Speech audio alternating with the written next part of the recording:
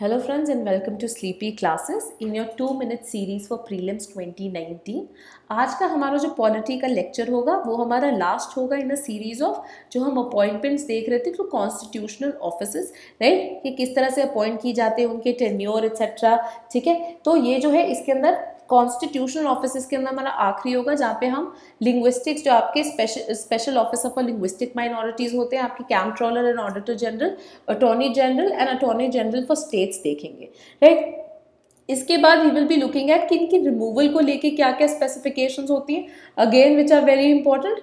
And साथ ही में इसके बाद we will be looking at similarly at the removal as well as appointment of members to other bodies as well, जो कि से नॉन कॉन्स्टिट्यूशनल है, स्टैट्यूटरी है, एग्जीक्यूटिव बॉडीज हैं, राइट। उनके भी जो मेंबर्स हैं कुछ इंपॉर्टेंट बॉडीज के, उनको हम क्विकली देखेंगे आगे आने वाले लेक्चर्स में। ठीक है, तो चलिए आगे बढ़ते हैं आज के लेक्चर में। पहली जो आपका ऑफिस जो पोस्ट होती है that is of your special officer for linguistic minorities. अब बहुत जरूरी है ये भी याद रखना कि जो ओरिजिनल कॉन्स्टिट्यूशन थी उसके अंदर ऐसे नाम का कोई भी ऑफिस जो था नहीं था, right. It was later on keeping in mind आपकी जो लिंग्विस्टिक माइनॉरिटीज है उनकी जो स्पेसिफिकेशंस थे, specially after state reorganisation act जो है, ठीक है, उसकी आने के बाद जो है एक नीड महसूस हुई ऑफ सच अ पोस्ट। तो ये 7th कॉन्स्टिट्यूशनल अमेंडमेंट जो थी 1956 की, इसके चलते हुए इंसर्ट हुआ था एक नया article which was article 350B constitution में, जिसके थ्रू एक नई पोस्ट क्रिएट हो गई थी that of special officer for linguistic minorities.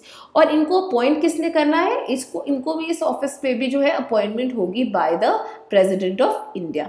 ठीक है, again at the central level ये जो कमिश्नर है किसके अंडर फॉल करते हैं, ये फॉल करते हैं under the ministry of minority affairs, right. So even though ये लिंग्विस्टिक माइनॉरिटीज के साथ डील कर रहे हैं ना, लैंग्वेज के साथ है, तो कई बार कंफ्यूजन हो जाती है कल्चर को लेके, राइट, कि मिनिस्ट्री ऑफ कल्चर के अंडर आएंगे कि किसके अंडर आएंगे। तो ये मिनिस्ट्री ऑफ माइनॉरिटी अफेयर्स के अंडर आते हैं जो special officer for linguistic minorities है। और इसी तरह जो इन्होंने रिपोर्ट भी ले डाउन करनी होती है प्रेसिडेंट के सामने, वो via the ministry of minority affairs ही होती है।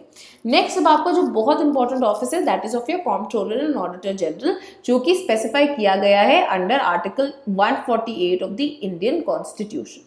जो कैग है ये अपॉइंट किसके द्वारा किया जाता है, again by the president. Very important to know that the CAG is also appointed by the president. ठीक है, और ये होल्ड करते हैं office much like ECI, much like UPSC, ये याद रखिए, for a period of 6 years या up to the age of 65 years, जो भी जल्दी हो। तो जरूरी है आप जो ये मैचिंग बॉडीज है उनको इकट्ठे करती रहिए। ठीक है, तो फॉर एग्जांपल हमने ECI देख लिया, हमने UPSC देख लिया, हमने जो है अब जाके कैग देख लिया, ये सारे के सारे जो है 6 years है and up to the age of 65 years है। ठीक है, सिमिलरली जो चेयरमैन और मेंबर्स है आपके स्टेट पब्लिक सर्विस कमीशन के, joint states public service commission के, ठीक है, उनका भी जो पीरियड है 6 years का टेन्योर है या 62 years ऑफ एज का। तो ये जो है कुछ चीजें आपको जरूर याद रखनी चाहिए। अगेन अनलाइक जैसे कि हमने पिछले लेक्चर में देखा था, फाइनेंस कमीशन के जो मेंबर्स है they are eligible for reappointment. जो कैग है वो नहीं है eligible for any further office either under government of India या फिर किसी स्टेट के, once he stops holding the office of CAG. ठीक है, तो इसकी एक इंडिपेंडेंस बनाए रखने के लिए जो है ये मेजर जो है ऐड किया गया है, राइट। जो नेक्स्ट आपका ऑफिस है that is again very important, that of the advocate general of India. जो एडवोकेट जनरल ऑफ इंडिया है ये एक कॉन्स्टिट्यूशनल ऑफिस है क्योंकि ये मेंशन्ड है एज पर आर्टिकल 76 जिसमें ये बनाया गया। अगेन आपके जो एजी है ये अपॉइंट किए जाते हैं प्रेसिडेंट द्वारा, और ये एक ऐसे इंसान होने चाहिए जो कि क्वालिफाइड है टू बी अपॉइंटेड अ जज ऑफ द सुप्रीम कोर्ट। ठीक है, again always important to remember कि सिर्फ जो एडवोकेट जनरल है वो मेंशन्ड है कॉन्स्टिट्यूशन में।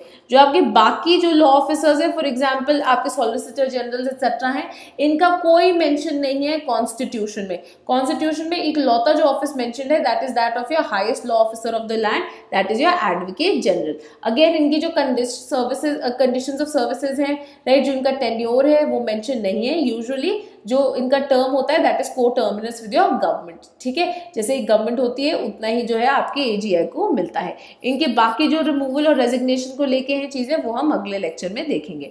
लास्ट आपकी जो constitutional body which we discuss is that of your advocate general of the states. जैसे कि सेंटर पे किया गया है मेंशन, उसी तरह स्टेट्स के लिए भी आर्टिकल 165 के अंडर जो है जो highest law officer of a particular state है वो है advocate general for the states. और ये जो एडवोकेट जनरल है इनको कौन अपॉइंट करता है, इनको अपॉइंट करते हैं गवर्नर। और इनकी जो मिनिमम क्वालिफिकेशन रिक्वायर्ड है वो ये है कि इनको क्वालिफाइड होना चाहिए टू बी अपॉइंटेड द जज of a high court, right. So ये जो थी इंपॉर्टेंट चीजें थी to remember about constitutional offices. अगले उसके अंदर हम इन्हीं ऑफिसेज की जो रिमूवल रिक्वायरमेंट्स है उनको देखेंगे, राइट। उनके रेजिग्नेशन किसको सौंपने होते हैं, सो ऑन सो फोर्थ, हम ये देखेंगे। फॉलोड बाय अगेन ये जो सारी डिटेल्स हैं with regard to your statutory and executive bodies. Till then, thank you. Keep preparing for your prelims and see you in the next lecture.